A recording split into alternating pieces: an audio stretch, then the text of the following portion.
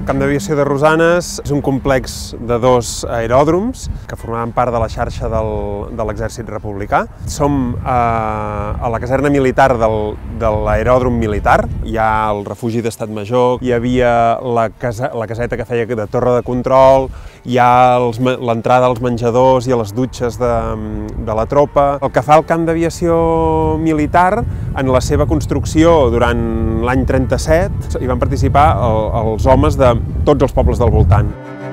La Garriga era un poble rural i situat a la rereguarda i per tant va jugar un paper rellevant en diversos camps. El fet que estigués ben comunicada per tren i relativament a prop de Barcelona doncs va fer que des del principi acollís molta població refugiada i també, sobretot, molta població desplaçada de Barcelona.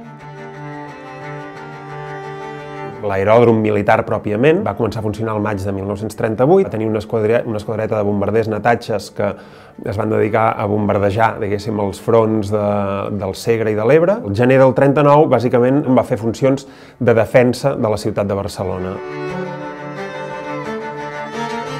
Doncs el refugi antiaeri de l'estació de la Garriga es va construir al maig de 1938 i el va construir bàsicament la gent de la Garriga. Els homes entre 16 i 55 anys estaven obligats a venir-hi a treballar. A més, cada família, cada comerciant, cada empresari havia de fer una aportació per fer possibles les obres de defensa passiva.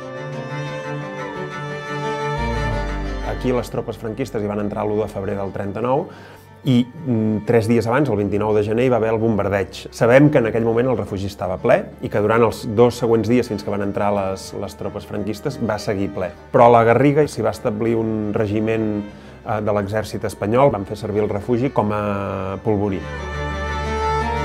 A finals dels anys 80 es van tapar les 2 boques del refugi i va quedar oblidat. El 2006 es va convertir en el primer refugi museïtzat de Catalunya. De les visites guiades que oferim a la Garriga, la del refugi és la que té més demanda de visitants.